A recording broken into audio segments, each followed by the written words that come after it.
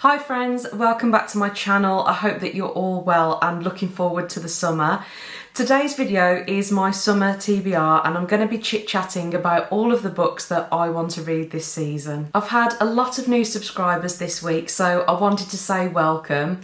Anybody who's liked, commented, subscribed, thank you so much. It really does mean the world and it's been so nice to chat with you in the comments. I can't believe that summer's here already.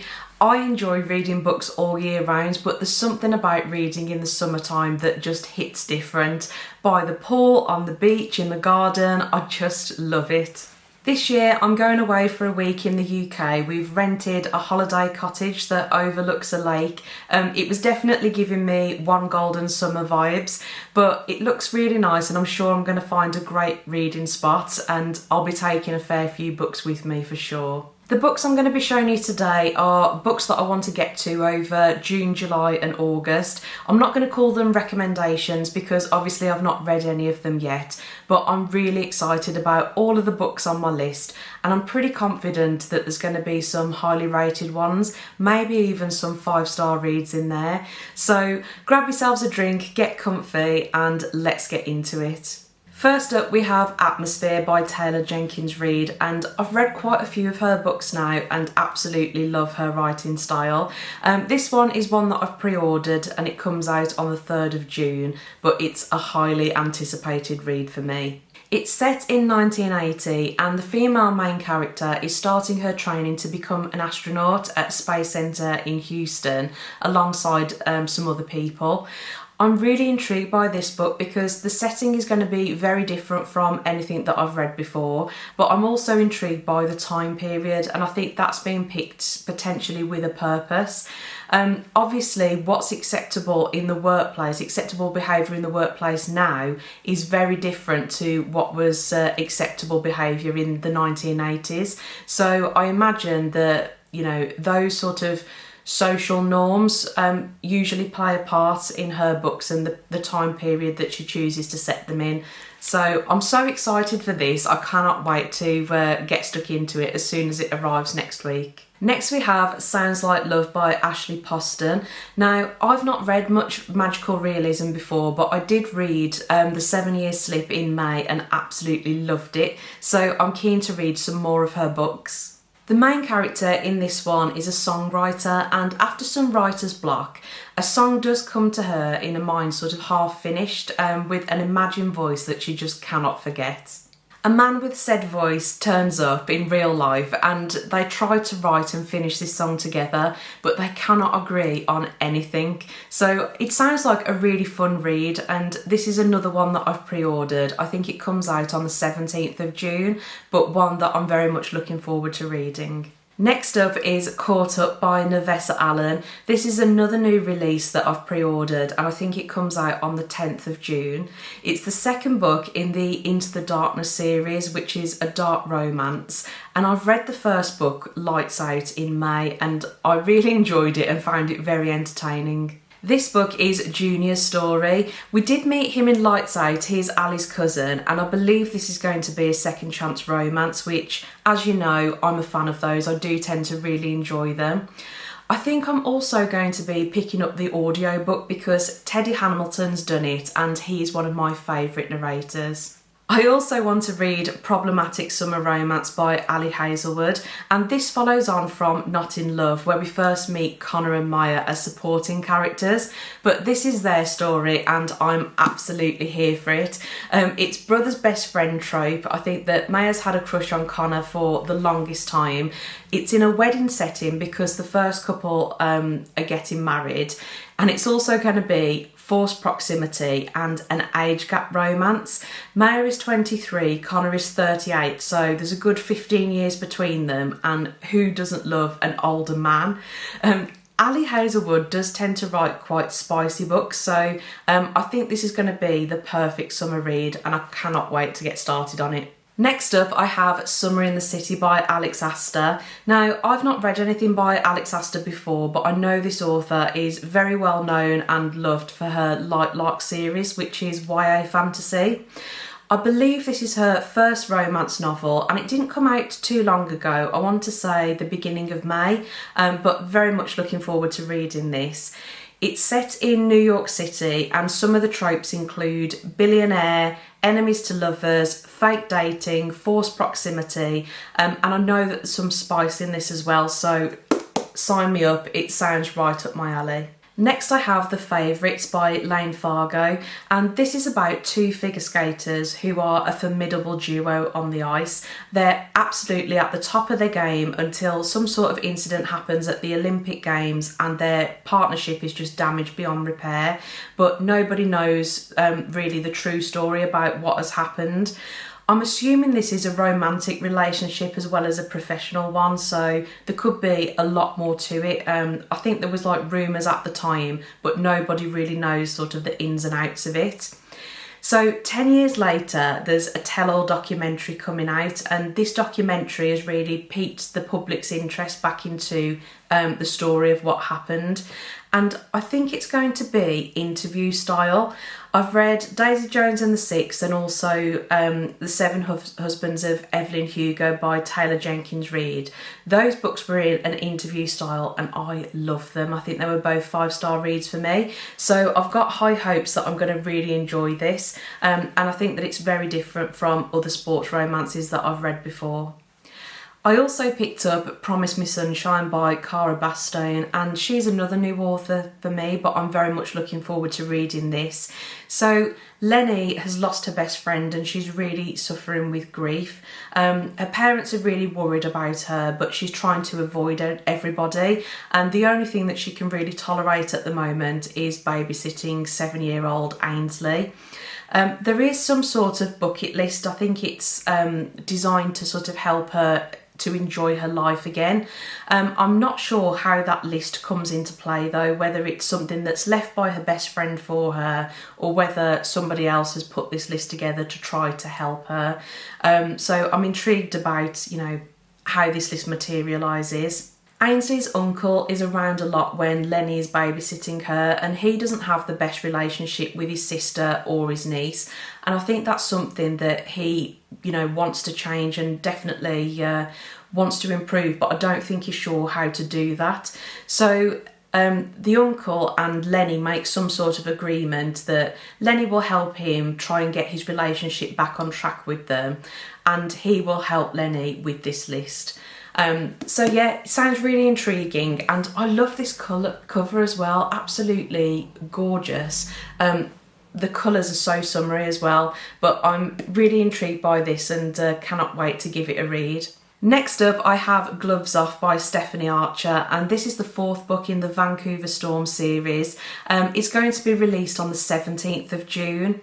It's hockey romance, enemies to lovers, marriage of convenience, grumpy sunshine, all that good stuff. I have read the first 2 books this month, so that was Behind the Net and The Fake Out. I really enjoyed both of those. I think they were both 4-star reads for me. So I've got high hopes for this one and I can't wait to get to it. I am going to have to catch up by reading book 3 first, but I'm pretty confident that I can also get that done this month. Another new author for me is Paige Toon. So I did pick up her latest release, which is What If I Never Get Over You. My copy is from the works and it's got these beautiful sprayed edges, which I think are sparklers, but the cover itself is gorgeous. Really love this colourway. I don't know much about this book, if I'm honest with you, so we'll have a quick look at the back. It says, Ellie didn't expect to fall in love while travelling in Europe, but she also didn't expect to meet a man like Ash. 3 blistering days in Lisbon are all it takes to form an unforgettable connection, deep enough for them to plan to meet again in Madrid, but Ellie arrives late and Ash is nowhere to be found. Oh no, so they missed each other. 6 years later, the memory of Ash and their time together still burns deeply in Ellie's heart. She hopes that her dream job as a gardener on a grand estate in Wales will bring her a fresh start she desperately needs. But when Ash unexpectedly crashes back into her life, Ellie is forced to question if the universe has other plans. Oh, that sounds so wholesome. So I think that's going to be a really nice read and a nice palette cleanser from some of the series that I'm reading as well. But yeah, can't wait to get to this. It sounds like such a cute story. I also want to read Great Big Beautiful Life by Emily Henry, and I'm very much looking forward to reading this. From what I understand, it's about two journalists, Alice and Hayden, and they're both competing with each other for the job of a lifetime, which is to write Margaret Ives' story. So Margaret is an older lady and she's part of a very infamous and scandalous family, one of the most scandalous families of the 20th century apparently. So Margaret is basically going to let both of them interview her over the next month, interact with them, and then she will make a decision at the end of the month about who she wants to actually do the story for her. I've heard a lot of people make comparisons between this book and The Seven Husbands of Evelyn Hugo, which, as I said earlier, I absolutely adored that book, so I'm really excited for it. But I also think it's going to be nice.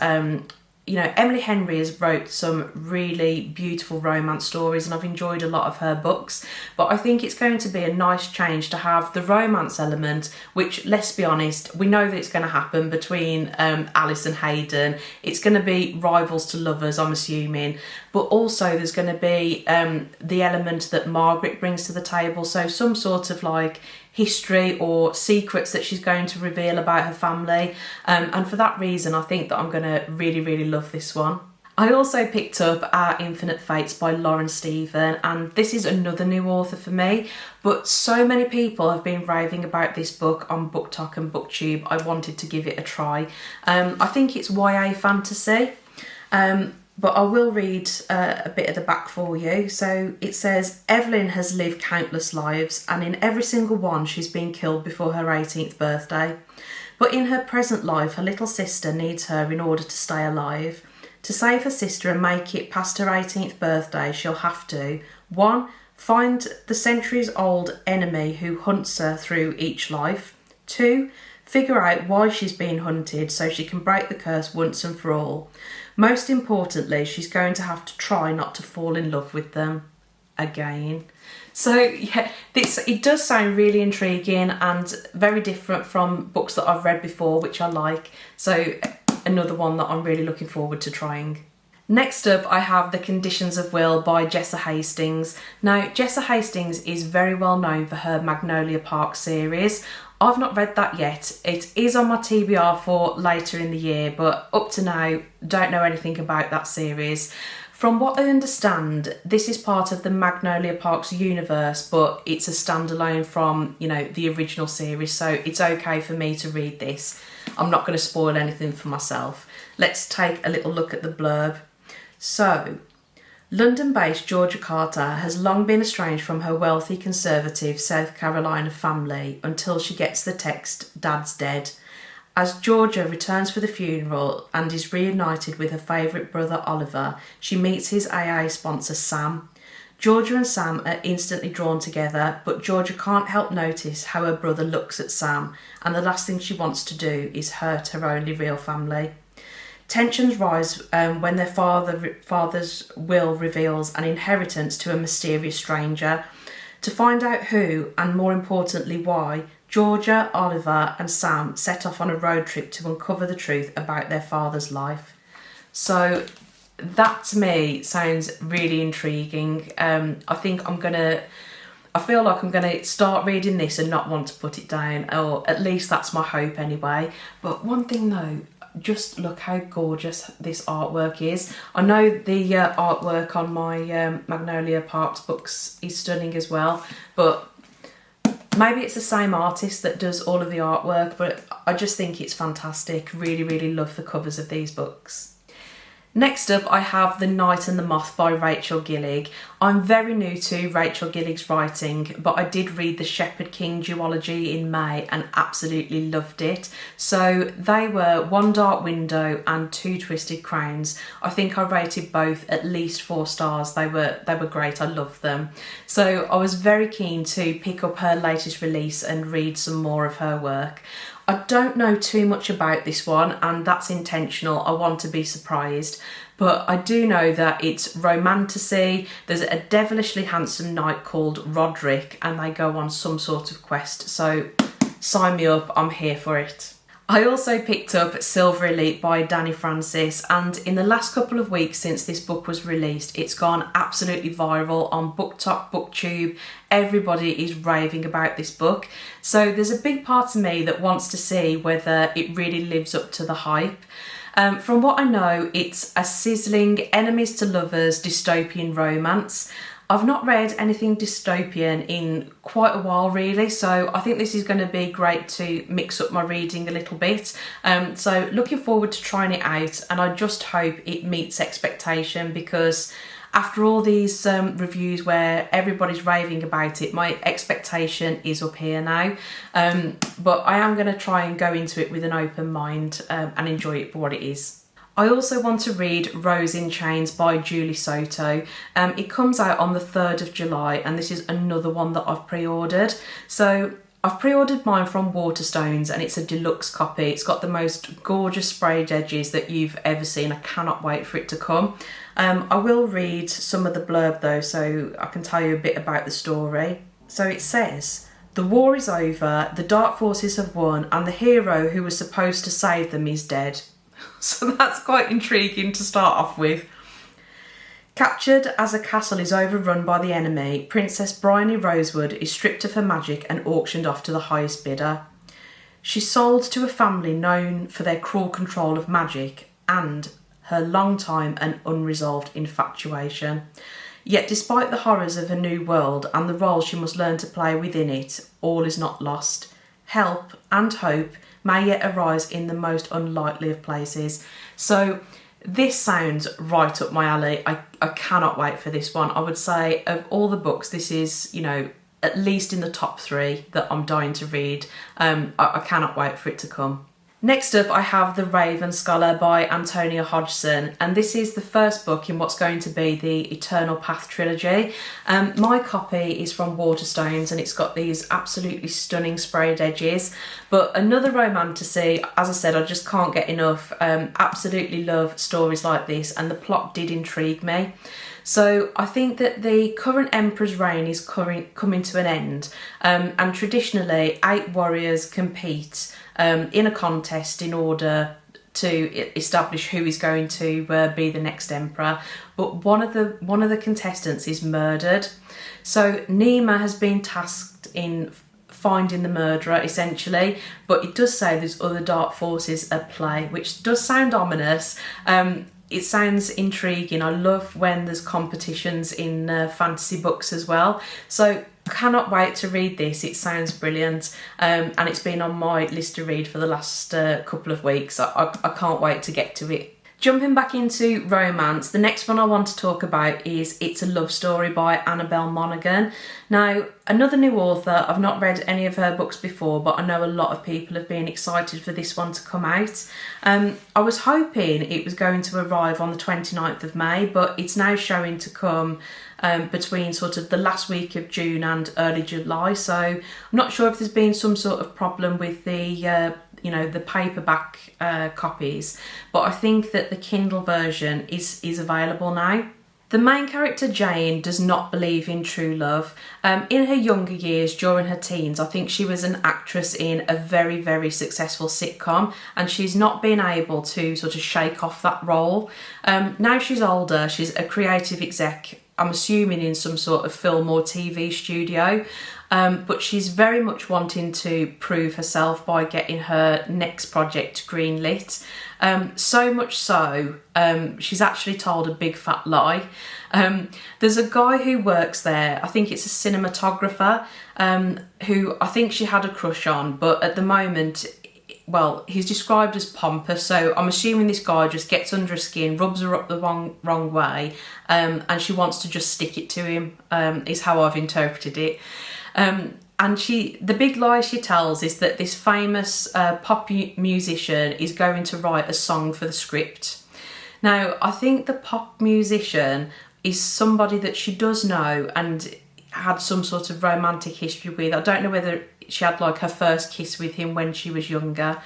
But now she's sort of having to backpedal and make this happen because she can't lose face. I'm undecided at the moment whether I think the love interest is going to be the musician and they'll sort of like rekindle something because they had this first kiss situation, or whether it's going to be with the cinematographer that she can't stand. I'm probably leaning towards the cinematographer. Not sure how it's going to play out, but I think it sounds like a cute story and I think it will be entertaining, so I wanted to add this to my TBR. Another romantasy that I've pre-ordered is Shield of Sparrows by Deveny Perry, and this book is due to be released on the 3rd of July. This sounds right up my street. I will read you a bit of the blurb. So it says, Shield of Sparrows is a slow burn, high stakes romantasy perfect for fans of Sarah J Maas and Rebecca Yarros. So those two authors I love with my whole heart. I absolutely adore their books. Some of my favourite books of all time, so that got me listening straight away. It says, where enemies become lovers, monsters stalk a cursed realm and a forgotten princess finds the strength to tear off her crown and become the warrior she was never meant to be. That sounds absolutely amazing, right up my alley. I cannot wait to get this. It's another one where I have ordered a deluxe copy from Waterstone, so because I was confident that I was going to like this story, I wanted to get the book with the sprayed edges. I just love a really nice special edition book, and I think I'm going to really enjoy it. So guys, those were the books that I've either brought or pre-ordered for my summer TBR. I think I'm going to have some amazing reads over the next 3 months and I can't wait to get started on them. But as I said at the beginning of the video, I'm quietly confident that there's going to be some really highly rated books in that stack. I'm expecting a lot of them to be at least 4 stars, and I'm keeping my fingers crossed to find a few 5-star reads in there as well. But let me know in the comments some of the books that you're planning to read this summer. I love hearing from you guys and it's always nice to chat. But I really hope that you enjoyed today's video. If you did, please let me know by giving it a like. And also consider subscribing because I'd love nothing more than to have you guys back here. Thank you so much for watching and I'll see you on my next one. Enjoy the rest of your day.